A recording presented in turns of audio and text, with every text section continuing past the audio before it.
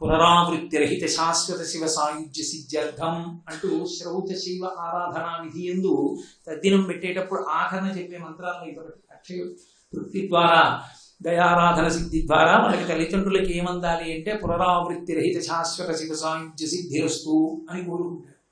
కాబట్టి అది ఇవ్వగలిగిన వాడెవరు అంటే పరమేశ్వరుడు. అంతటి మహానుభావుడు తండ్రి కనుక తప్పు చేస్తే లోకాన్నంతటినీ శిక్షిస్తాడు, వ్యక్తిని శిక్షిస్తాడు. అది ఆయనకున్న గొప్పతనం. చెప్పి శిక్షించాడు. ఇదిగో నువ్వు ఈ తప్పు చేశావు, అందుకు నేను శిక్షిస్తున్నాను అని చెప్పవలసిన అవసరం ఆయనకేం లేదు. ఎక్కడుండి శిక్షిస్తాడంటే వెనకనే ఉంటాడు, ఏం పైకి కనపడడు. అందుకు కదా పోతన గారు భాగవతం చేస్తూ స్త్రీ పురుష నపుంసక మూర్తియును కాక తిరియక్ అమర నరాది మూర్తియును కాక కర్మ గుణభేద సరస ప్రకాశి కాక వెనుక నందియుతానకు విభుతలంతు అంటారు. ఆయనే సృష్టికర్త, ఆయనే స్థితికర్త, ఆయనే ప్రళయకర్త. ఆ ఉన్న ఒక్కడే ఎప్పుడు ఏ రూపాన్ని ఎలా ధరించి ఎలా కర్మ ఫలితాన్ని ఇవ్వాలో అలా ఇస్తాడు. అందుకే పోతన గారి భాగవతంలో ఒక చోట 3 మూర్తులకు 3 కాలములకు 3 లోకములకు మూలమగుచు భేదమగుచు తుదిక భేదమయ్యొప్పారు బ్రహ్మమనగ నీవే పాలనయన అంటారు. 3గా ఉండేవాడు, 3 కాలములుగా ఉండేవాడు, 3 మూర్తులుగా ఉండేవాడు, 3 రూపాల్ని ధరించేవాడు పరమేశ్వరుడు. ఆ పరమేశ్వరుడే కర్మఫల ప్రదాత అయినప్పుడు విష్ణు స్వరూపంలో కూడా ఇస్తూ ఉంటాడు. అలా ఇవ్వగలిగినటువంటి వాడు కనుక ఆయన వ్యక్తిని పరిపాలిస్తాడు, ధర్మాన్ని బట్టి ఇస్తాడు. చేసిన ధర్మానుష్ఠానాన్ని బట్టి ఉన్నటువంటి భక్తిని బట్టి అనుగ్రహిస్తూ ఉంటాడు. ఇప్పుడు శివభక్తి చేస్తే ఏమిటంటే ఉపయోగం? మేము ఇప్పుడు ఏదో తప్పు చేసేసాం, మా లలాటం మీద రాసేశారు, దాని ఫలితం వచ్చేస్తుంది. ఇప్పుడు మేము శివుడి పట్ల భక్తిగా ఉంటే మాకు కలిసి వచ్చేది ఏమిటనో అనుమానం ఉండొచ్చు. దాని గురించి పరమేశ్వరుడు యొక్క ఉమామహేశ్వర స్తవంలో మాట చెప్పారు, నమశివాభ్యాం అశుభాపహాభ్యాం. ఆయనే అనుగ్రహించాలనుకున్న నాడు నువ్వు ఇలా ఎందుకు అనుగ్రహిస్తున్నావు అని అడ్డుపడగలిగిన వాడు లేడు. ఆయన సర్వజగన్నియామకుడు పరమేశ్వరుడు. అందుకే ఇప్పుడు పరమభక్తితో ఉంటున్నాడు కాబట్టి అతనికి ఇంత పెద్ద శిక్ష అనుకున్నాడు కాబట్టి గతంలో చేసినటువంటి కర్మ ఫలితాన్ని ఇచ్చేటటువంటి సమయం ఆసన్నమైనప్పుడు జోక్యం చేసుకుని దాన్ని అతి తక్కువకి తగ్గించేస్తాడు. పాము కరవవలసిన వాడిని చీమ కరిచేటట్టుగా చేసి అనుగ్రహించాలి. అలా అనుగ్రహించేటట్టు చేసి గత జన్మ కర్మ తీసివేయాలి. అది ఆయన యొక్క అనుగ్రహం. అందుకే మహానుభావుని నమశివాభ్యాం అశుభాపహాభ్యాం అని భక్తులను రక్షణ చేసేటటువంటి ఆయన యొక్క విధానాన్ని ప్రస్తుతి చేసింది. కాబట్టి వ్యక్తిని రక్షించగలడు. అందుకే శంకరాచార్యులు వారు కళాభ్యాం చూడాలంకృత శిచికళాభ్యాం నిజతపలాభ్యాం భక్తేషు ప్రకటిత బలాభ్యాం భవతుమే శివాభ్యాం అస్తోక త్రిభువన శివాభ్యాం హృది పునర్భవాభ్యాం ఆనందస్ఫురదనుభవాభ్యాం నతిరేయం అంటారు. సమస్త లోకములకు ఆయనే తండ్రి. బిడ్డల్ని చేసి లోకములన్నీ కలిపి తప్పు చేస్తున్నప్పుడు దిద్దేవాడు పరమేశ్వరుడు. అందుకే సమస్త లోకాలు కలిసి ఎప్పుడైనా తప్పు చేస్తే జోక్యం చేసుకునేది పార్వతీ పరమేశ్వరుడే చేసుకుంటారు. యజుర్వేదంలో రుద్రాధ్యాయం ఆ విషయాన్ని స్పష్టంగా చెప్పింది. శివా రుద్రస్య భేషజీ, శివా లోకస్య భేషజీ అని, ఆమె విశ్వస్య భేషజీ అంటూ ఆ తల్లి శివ శివ, వాళ్ళిద్దరు పేర్లు కూడా విడివిడి ఉండరు. శివ శివ, రుద్ర రుద్రాణి, భైరవ భైరవి, హంస హంసిని కలిసి ఉంటుంది ఆ తత్వం. శివ శిత్యాయుక్తో యది భవతి శక్త ప్రభవితం అన్నట్టు అయినప్పుడు ఆ శివ లోకములన్నీ తప్పు చేస్తున్నాయి అనుకోండి, అమ్మవారు రెచ్చగొడుతుంది శివుడిని. శివుడు ప్రశాంతంగా ఉంటాడు. లోకాలలో తల్లిదండ్రుల వ్యవస్థ అంతా కూడా పార్వతీ పరమేశ్వరులే పోలి ఉంటుంది.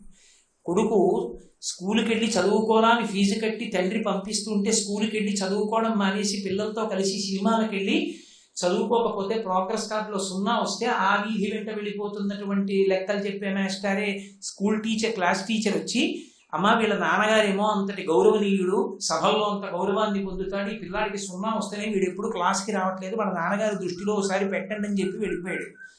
అమ్మ కోప్పడితేది తాటాకు మంట. అమ్మ ఏం చేస్తుంది? సాయంకాలం తండ్రి ఇంటికి తిరిగి వచ్చిన తర్వాత భర్త తిరిగి వచ్చాక మీరు చూస్తే సాయంకాలం సభలు అంటారు, పొద్దున్న అనుష్ఠానం అంటారు, కొడుకు ఇలా అయిపోతున్నాడు, మీ కొడుకు అంటున్నప్పుడు మీ కొడుకు ఇలా తయారవుతున్నాడు, మీ ఇష్టం, ఆ తర్వాత నన్ను అడగండి అంటుంది. శివుడు రుద్రుడు అవుతాడు.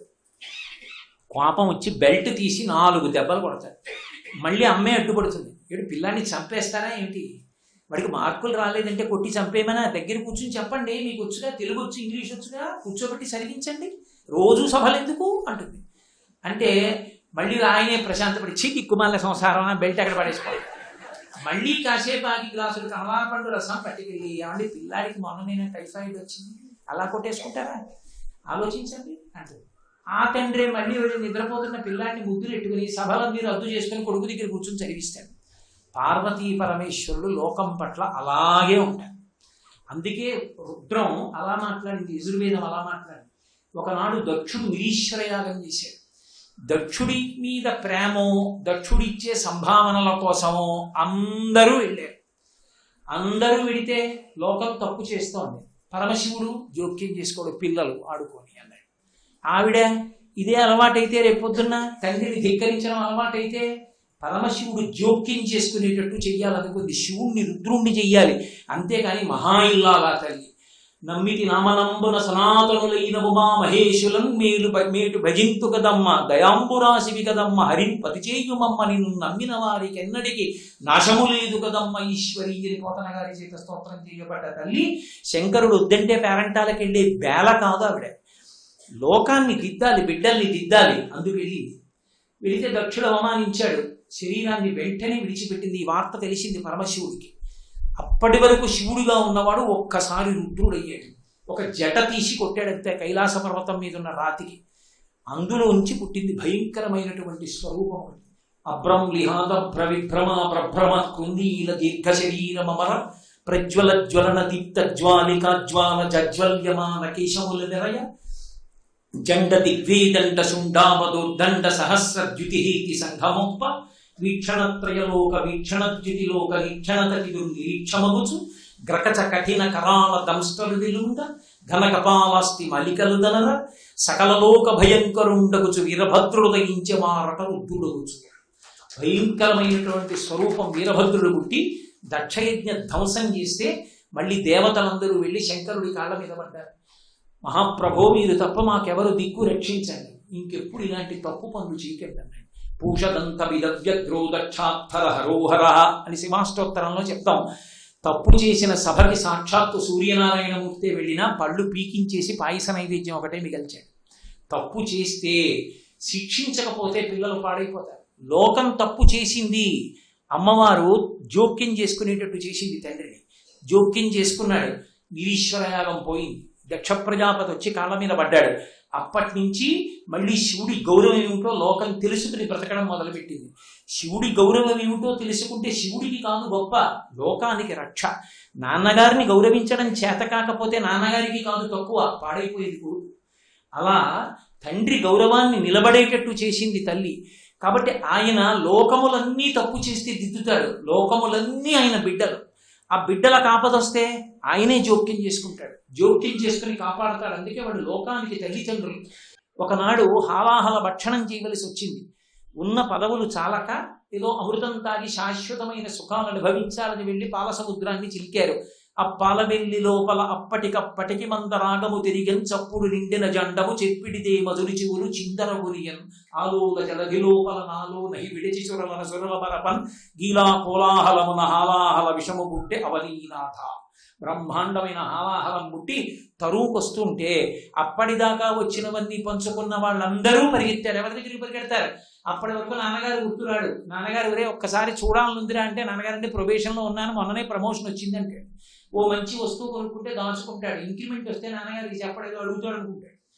తీరా కావేరులు వచ్చి హాస్పిటల్లో జాయిన్ తర్వాత ఒక్కసారి నాన్నగారు ఉండి ఆయన చేతితో చిన్నప్పుడు పెట్టినట్టుగా చంద్రశేఖర చంద్రశేఖర చంద్రశేఖర పాహిమాం చంద్రశేఖర చంద్రశేఖర చంద్రశేఖర రక్షమాం అంటూ మా నాన్నగారు బొట్టన పెడితో రక్ష పెడితే బాగుండు అనిపిస్తుంది.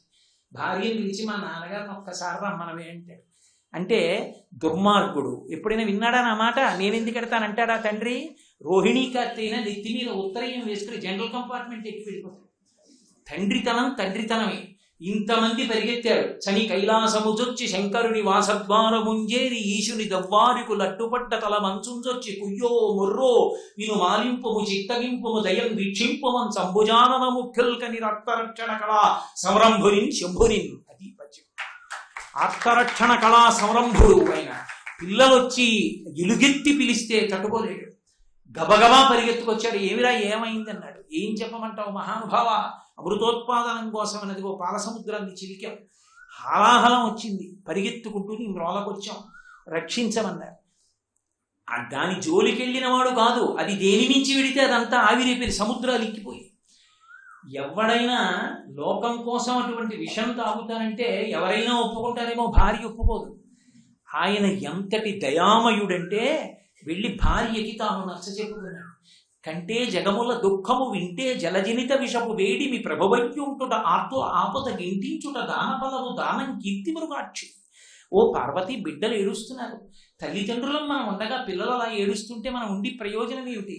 అందుకని నేను ఈ హలాహలం పుచ్చేసుకుందాం అనుకుంటున్నాను, పుచ్చేసుకుంటాను అని ఆవిడ ఇంకా ఒప్పుకోదేమోనని హరిమతియానందించిన హరినచ్చు జగంబులెల్లయానందించున్ హరియును జగములు మెచ్చగా గరళము వారించుటొప్పు కమలదలాక్షి. పుట్టింటి వైపు నుంచి నరుక్కొచ్చాడు. నారాయణ నారాయణీ కదూ, మీ అన్నయ్య శ్రీ మహావిష్ణువు బాధపడుతున్నాడు, లోకాలకు రక్షకుడు, ఆ లోకాలన్నీ హలాహలం చేత దగ్ధం అవుతున్నాయి. ఆయన సంతోషిస్తాడు, పుచ్చేసుకుంటా హలాహలాన్ని. నాకేమైనా అవుతుంది అనుకుంటున్నావా? బెంగెట్టుకోకు. భక్షింతు హాలాహలమును శిక్షింతును మధుర సూక్ష్మ ఫలరసము క్రియన్ రక్షింతు ప్రాణికోట్లను వీక్షింపుము నీవు నేడు వికచాబ్జముఖి. ఏం బెంగపెట్టుకోకు పార్వతి, చిన్న ద్రాక్ష పండు చప్పరించినట్టు చప్పరించేస్తా, పుచ్చేసుకోనా అన్నాడు. మీ ఇష్టం వచ్చినట్టు చెయ్యండి అంది ఆవిడే. అడిగిపోయాడు సుఖబ్రహ్మ. భాగవతం ఉంటున్నాడు. ఎంత పార్వతీదేవైతే మాత్రం ఎలా తాగేయమందండి, భర్త కదా. సత్యాయ త్రిగుణాత్మనే పురజితే కాత్యాయని శ్రేయసే సత్యాయ అద్యకుటుంబినే ముని మమ ప్రత్యక్ష చిన్మూర్తయేది కదా శంకర భగవత్పాదుల స్తోత్రం. అద్యకుటుంబిని, మొదటి కుటుంబం లోకంలో అమ్మలగన్నయమ్మ, పెద్దింటమ్మ, పేరంటాలమ్మ. ఆ అమ్మ పసుపు కుంకాలకి భంగం రాదు, ఎలా తాగమంది పరమేశ్వరుణ్ణి హాలాహలం అంటే. వెంటనే సుఖబ్రహ్మ అన్నారు పరీక్షిత్తుతో, మృంగిడివాడు విభుండని మృంగిడిదియు గరళమనియు మేలని ప్రజకున్ మృంగమని సర్వమంగళ మంగళసూత్రమునెంత మహినమ్మినదు. లోకాలలో ఉన్న వాళ్ళందరి మంగళసూత్రాలు కాపాడేటటువంటి సర్వమంగళాస్వరూపమైన పార్వతీదేవి మెడలో కామేశబద్ధ మంగళ్య సూత్ర శోభిత కంధరాయి ఉండగా, సర్వమంగళాదేవి మెడలో మంగళసూత్రం పరమశివుడు కట్టి ఉండగా ఆయనకి భంగపాటు కలుగుతుందా తాగేమందయా? అందుకే అది అమ్మవారి గొప్పతనం.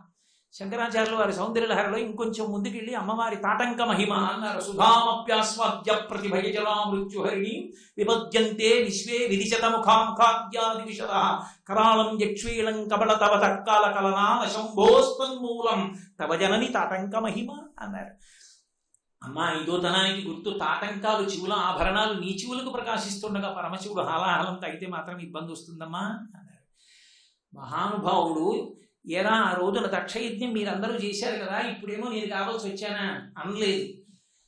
గబగబా తాను హాలాహలం వెంట పరిగెత్తాడు. ఇప్పటి వరకు అందరికీ ఎదురొచ్చిన హాలాహలం శంకరుణ్ణి చూసి వెనక్కి తిరిగిపోయి పోతే ఈయన దాని వెంటబడ్డాడు. గబగబా వెళ్ళి ఎక్కడికి పోతావే అని చెప్పి చేత్తో పట్టుకుని తన చుట్టూంచొర సంఘముల్ జయజయధ్వానంబులన్ బొబ్బిడం ఘనగంభీరమంబుతో శివుడు లోకద్రోహి గుంపోకు రమ్మని కెంగేల తెమల్చి కూర్చి కడిగానంకించి జంబూఫలంబున మహావిషమునాహారించి హేలాగతి. అరిచేత్తో పట్టుకుని ఇలా ముద్ద చేసుకుని నోట్లో పెట్టుకుని గుడుక్కుని మింగేశాడు. ఆయన ఎంతటి మహానుభావుడు అంటే, కదలంబారము పాప పేరు వడలం ఘర్మాంబుజాలంబు పుట్టదు నేత్రంబులు నెర్రబారము నిజ చూటాచంద్రుడు కందడం వదనాంభోజము వాడదా విషమును అహారించుచో గాయిచో పదిలంబై కడిచేయిచో దిగుచుచో భక్షించుచో మృగుచో అన్నాడు. అది ముద్ద చేసినప్పుడు కానీ, నోట్లో పెట్టుకున్నప్పుడు కానీ, మింగినప్పుడు కానీ కనీసం ఆయన ఒంటి మీద పొక్కు పుట్టలేదు, వేడెక్కలేదు, ఆఖరికి చెమట పట్టలేదు, పైన ఉన్న చల్లని చంద్రుడు కందిపోలేదు, మెడలో ఉన్న పాములు వేడి చూసి భయపడి జారి కింద పడిపోలేదు. ఆయనని ఆశ్రయించి ఉండగా ఎవరికి ఏ ఆపద ఉండదు. సర్వులకు రక్ష ఇవ్వగలిగినటువంటి మహానుభావుడు పరమశివుడు అంటే. కాబట్టి ఆనాడు హాలాహల భక్షణం చేసి లోకాల్ని రక్షించాడనే సామాన్యమైన భక్షణం కాదు. ఉదరము లోకంబులకును సదనంబకు తెరిగి శివుడు చటుల విషగ్నిన్ కుదురుకొని కంట బిలమున పదిలంబు గదిలిపే పరమ సూక్ష్మ రసంబులు. అది మింగేస్తే కడుపులో కెడితే కొన్ని లోకాలు పోతాయి, పైకి వదిలేస్తే కొన్ని లోకాలు పోతాయి. అటు కాదు ఇటు కాదు, కంఠంలో పెట్టుకుని తెల్లని కంఠం నల్లటి కంఠంగా మారితే గరళకంఠుడు శ్రీకంఠుడు అని పేరు తెచ్చుకుని నీలకంఠుడు అయ్యాడు మహానుభావుడు. తెల్లని వాడికి ఎక్కడైనా మచ్చ వస్తే పోవడానికి ప్లాస్టిక్ సర్జరీ చేయించుకుంటాడు. ఏంటంటే ఈ మచ్చ అందులో కంఠం మీద వచ్చింది. అయినా సరే లోకాలు రక్షించాననడానికి ఇది గుర్తు అన్నాడు. రుద్రాధ్యాయం 2 చేతులు ఎత్తి నమస్కరించింది. అసౌ యోగ సర్పతి నీల గ్రీవో విలోహిత ఉతైనం గోపా అభిషన్ను విషన్నుదార్య అని ఉదయ వేళలో ఇదిగో కనపడుతున్నాడు, నీలగ్రీవుడైనటువంటి నీలలోహితుడైన శంకరుడు కనపడుతున్నాడని నమస్కరించింది. అది ఎవరు? సామాన్యమైన గోపకాంతలు కూడా దర్శనం చేయించా శివస్వరూపాన్ని. ఉతైనం గోపా విషన్ను విషన్నుదార్య అంటూ అంతటి మహానుభావుడు ఆయన. లోకములనన్నిటినీ కలిపి శిక్షించగలడు, లోకములనన్నిటినీ కలిపి రక్షించగలడు. ఇంతటి సమర్థుడైన పరమేశ్వరుడు ఆయన గురించి చెప్పడం, ఆయన గురించి తెలుసుకోవడం ఎవరికీ సాధ్యమే కాదు. ఎందుచేత అంటే ఒక్క మాట అంటే మీకు అర్థమైపోతుంది. అసలు ఈ సమస్త శాస్త్రములు, సమస్త వాంగ్మయమంతా పరమశివుని కాళ్ళకి చేతులకి ఉన్న ఆభరణాలన్నారు.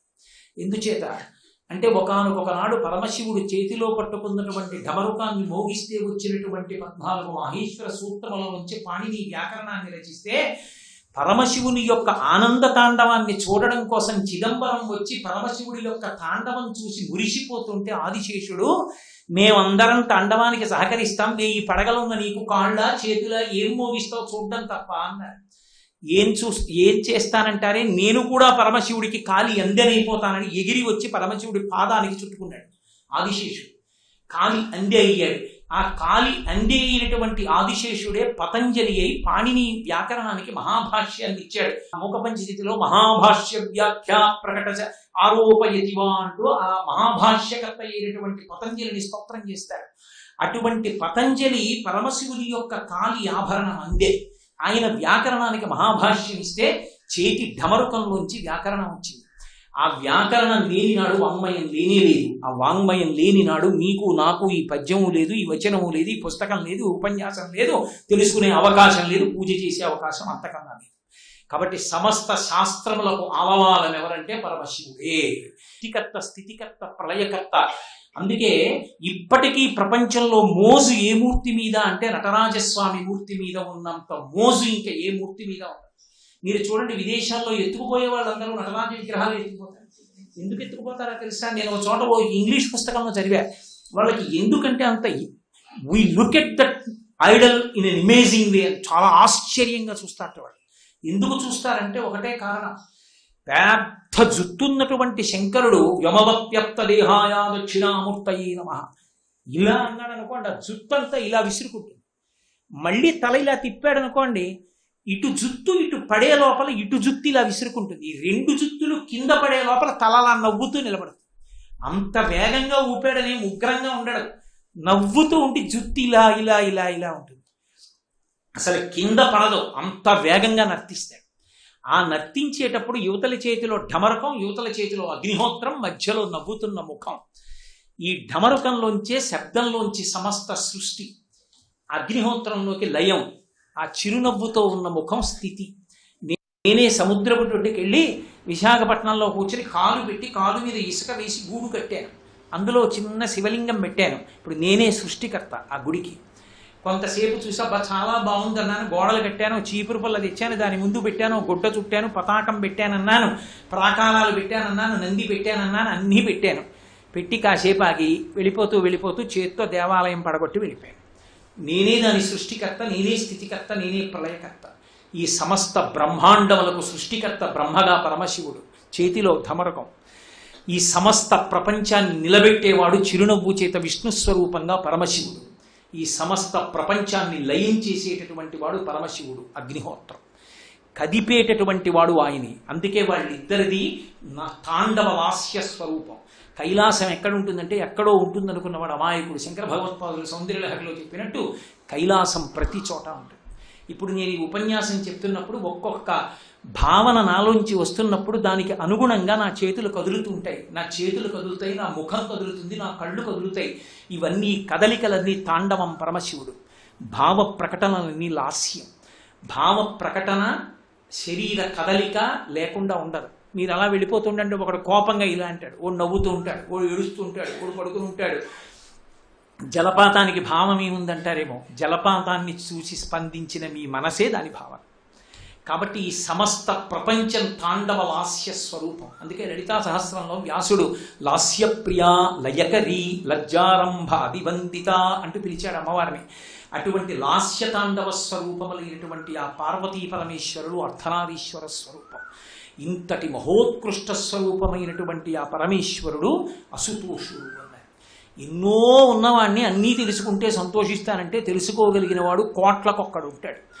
ఆయనే చిన్ముద్ర పట్టి ఎక్కడో ఓ మర్రి చెట్టు కింద కూర్చుంటే మౌన వ్యాఖ్యా ప్రకటిత పరబ్రహ్మతత్వం యువానం వర్షిష్టాంతే వసదృషిగణైరవృతం బ్రహ్మనిష్టై ఆచార్యేంద్రం కరకలిత చిన్ముద్రమానంద రూపం స్వాత్మారామం ముదితవదనం దక్షిణామూర్తి మీడే. ఎవరో సనకసనందనాథులకి నలుగురికి అర్థమైంది. మహాకారుణ్యమూర్తి. అందుకే చతుర్భి సహశిష్యస్తూ శంకరో అవతరిష్యతి అంది వాయుపురాణం. నలుగురు శిష్యులతో కలిసి అదే పరమేశ్వరుడు శంకరాచార్య స్వామి వారిగా వచ్చాడు. ఒక చెట్టు కింద కూర్చున్నవాడు యావత్ భారతాన్ని 3 పర్యాయములు సన్యాసాశ్రమంతో పాదచారి అయి పర్యటించి మళ్ళీ వేదం యొక్క ప్రమాణాన్ని నిలబెట్టినటువంటి మహాపురుషుడు శంకర భగవత్పాదులు ఒక్కరే. అట్లా ఎప్పుడైనా జ్ఞానాన్ని పంచిపెట్టవలసి వస్తే, వేదము యొక్క ప్రమాణాన్ని నిలబెట్టవలసి వస్తే జోక్యం చేసుకోగలిగినటువంటి గొప్ప గొప్ప అవతారాలని పరమశివుడివి. అందులోదే ఒక గొప్ప అవతారం నీలకంఠ శివాచార్యుల వారి. కాబట్టి అటువంటి జ్ఞానదాత అయినటువంటి పరమేశ్వరుడు ఆయన అనుగ్రహంతో ఎవడైనా ఏదైనా మాట్లాడతాడు. ఎక్కడో అరణ్యంలో జంతువులన్నీ మలమూత్రములు విసర్జించిన చోట తిరిగి తిరిగి వచ్చినటువంటి తిన్నడు తన కాలి చెప్పు తీసి ఇదే కూర్చా అని శివలింగం మీద నిర్మాల్యాన్ని తీసేశాడు. ఆయన స్థాయి అంతే. కానీ కడుపులో ఉన్న భక్తిని చూశాడు శంకరుడు, అంగీకరించాడు. నోటిలోని నీళ్లు తెచ్చి శివలింగం మీద ఉమిశాడు అభిషేకాన్ని. అపచారాన్ని చూడలేదు, ఆయన స్థాయిని చూశాడు. ఎవరి స్థాయిలో ఎంత భక్తి. తిన్నడు చేశాడని నేను చేస్తే అపరాధం. తిన్నడి స్థాయి అంతే. కానీ ఆయన మనసు చూశాడు, అభిషేకంగా స్వీకరించాడు. ఎంగిలి మాంసం మొక్క పెట్టాడు, ఆయన ఆర్తి చూశాడు, తినేశాడు. దూర్చటి గుండెలు బాధేసుకున్నాడు. ఇంత కారుణ్యమా అని అడగలేక పరమేశ్వరుణ్ణి పట్టుకుని నిలదీశాడు. చొక్కా పట్టుకుని ఉత్తరీయం పట్టుకుని, నీకున్వాంసము వాంఛయేని కరువా నీ చేత లేడుండగా జోకైనట్టి కుఠారముండ అనల జ్యోతుండ నీరుండగా పాకం బొప్ప ఘటింప చేతి పునుకన్ భక్షింపక బోయి చేచే కొంటింకిలి మాంసమిట్లు తగున శ్రీకాళహస్తీశ్వర. నేను మా మనవాడిని తీసుకుని మీ ఇంటికి వచ్చాననుకోండి, మీరు ఏదో కోటేశ్వరారు మనవడనో బూందీ లడ్డు పెట్టారనుకోండి, వాడు ఆ లడ్డు తినేసి ఇంకోటి ఉందా అని డబ్బాలో ఉన్న లడ్లన్నీ తినేసి ఏడుస్తున్నాడు అనుకోండి. నేను ఇంటికి తీసుకొచ్చాక ఏమంటాను, ఎరా కరువా ఏమిట్రా లడ్డూలు తినేయడం వాళ్ళ ఇంట్లో అన్నం. అలా దూర్చిటి తిన్నడిని అనుగ్రహించిన స్థితి చూసి అన్నాడు, నీకు మాంసము వాంఛయేది కరువా. శివ, నీకు మాంసం తినాలంటే కరువా. ఏమిటయా ఎంగిలి మాంసం తిన్నావు తిన్నడి దగ్గర? నువ్వు ఎక్కడికన్నా వెళ్ళాలా? ధవళౌషమిందోర్మండలే సన్నివిష్టం భుజగబలయహారం భస్మదిగ్ధాంగమీశం మృగయ పరశుభాణిం చారు చంద్రార్ధమౌళిం హృదయ కమల మధ్యే సంతతం చింతయామి. నీకు ఓ చేతిలో లేడుందా, ఓ చేతిలో గండ్రగొడ్డలుందా? నీకంత మాంసం తినాలంటే ఈ గొడ్డలు పెట్టి ఈ జింకని కొట్టి ఇంత మాంసం ముక్క తీసుకుని చేతిలో బ్రహ్మకపాలంలో పడేసుకుని ఇక్కడే నెత్తి మీద ఉన్న ఆకాశగంగా కొంచెం నీళ్లు పోసుకుని 3వ కన్ను అగ్నిహోత్రం మీద ఉడకేసుకుని నోట్లో పడేసుకోక ఇంగిలి మాంసం తింటావా పోయి చేతిలో? ఇన్ని నీ దగ్గరే ఉన్నాయి కదా, లేచి వంటింట్లో కూడా వెళ్ళక్కర్లేదు. ఎంగిలి మాంసం ఎందుకు తిన్నావు? నీకు మాంసము అంచయ్యేది కరువా నీ చేత లేడుండగా జోకైనట్టి కుఠారముండ అనల జ్యోతుండ నీరుండగా పాకం బొప్ప ఘటింప చేతి పులుకన్ భక్షింపక ఆ బొయ్యి చేకుంటెంగిలి మాంసమిట్లు తగునా శ్రీకాళహస్తీశ్వర. అందుకు అసుతోషుడయ్యాడు. అది పరవశం, భక్తికి కట్టుబడిపోతాడు. గుండెలో భక్తి ఉండాలి కానీ బంధీకృతుడైపోతాడు. అంతటి అసుతోషుడు. అందుకే ఈ దేశం కొన్ని కోట్ల సంవత్సరాలుగా శివభక్తికి ఆలవాలం. శంకరాచార్యులు వారు ప్రపంచ దాసారతంత్రంలో పుస్తకం రాశారు. అందులో పంచాయతన పూజని ఆయన నిర్ధారించారు. పంచాయతన పూజలో మధ్యలో పరమశివుడు ఉంటాడు ప్రధానమూర్తిగా, చుట్టూ సూర్యుడు, గణపతి, అంబిక, విష్ణువు ఉంటారు. అలా ఎందుకు పెట్టారు అంటే దానిలో ఒక రహస్యం ఉంది. అసలు ఈ దేశంలో అనాది కాలంగా శివ పూజకి ఈ దేశం ఆలవాలము అనడానికి తార్కాణం ఏమిటో తెలుసా? ప్రపంచానికంతటికీ పూజ గది భారతదేశం. హోమాదులు యజ్ఞయాగాదులు జరిగితే ఇక్కడే జరగాలి. నా ఇల్లే కదా అని పూజ తీసుకెళ్లి మరుగుదొడ్లో చేయాలిగా, పూజ గదిలో చెయ్యాలి. యజ్ఞయాగాది క్రతువులకు యోగ్యమైన భూమి ఇది ఒక్కటే. బ్రహ్మగారంతటి వాడు నిర్ణయం చేశాడు. కాబట్టి అటువంటి పూజ గదిలో మళ్ళీ పూజలో ప్రధాన స్థానం ఎవరిది? పరమేశ్వరుడి. చుట్టూ సూర్యుడు, విష్ణువు, అంబిక, మొదలైనటువంటి వాళ్ళు విఘ్నేశ్వరుడు నలుగురు ఉంటారు. ఇది కొత్తగా శంకరులు పెట్టిన పూజా విధానం కాదు. మీరు జాగ్రత్తగా చూడండి, నర్మదా నదిలో బాణలింగం దొరుకుతుంది. నర్మదా నది భారతదేశానికి మధ్యలో ఉంటుంది. మధ్యలో ఉన్న నర్మదలో దొరికేది బాణలింగం. అంటే తనంత తానుగా భారతదేశం పూజా మందిరం మధ్యలో ఉన్నవాడు పరమశివుడు. అంటే ప్రధానమైన దేవతాస్వరూపంగా పూజలు అందుకున్నాడు. శోణభద్ర యందు గణపతి యొక్క సాలగ్రామం. అలాగే దక్షిణ దేశంలో ఉండేటటువంటి శ్రీకాళహస్తి దగ్గర ప్రవహిస్తున్నటువంటి నది సువర్ణముఖరిలో అమ్మవారికి సంబంధించిన అంబికా సాలగ్రామం. అలాగే వల్లం అనేటటువంటి చోట సూర్యసాల గ్రామం, గండకీ నదిలో విష్ణుసాల గ్రామం. భారతదేశం మధ్యలో నర్మద మీద శంకరులు అష్టకమే చేశారు. అటువంటి పంచాయతన పూజా విధానంలో అనేక వేల సంవత్సరములుగా ప్రధానమూర్తిగా పూజలు అందుకుంటున్నది పరమశివుడే అనడానికి తార్కాణమే నర్మదా నది బాణలింగం దొరకడం. అటువంటి పరమశివుని యొక్క విశేషం గురించి ఉపన్యాసం చెప్పడం అంటే సామాన్యమైన విషయం ఏం కాదు. కానీ అన్నిటికన్నా శివుడికి ఇష్టమైంది ఏమిటంటే చేతకాని వాడు మాట్లాడిన మాటలే ఇష్టమైంది. శ్రీ ఉమామహేశ్వర పరబ్రహ్మార్పణమస్తు. స్వస్తి.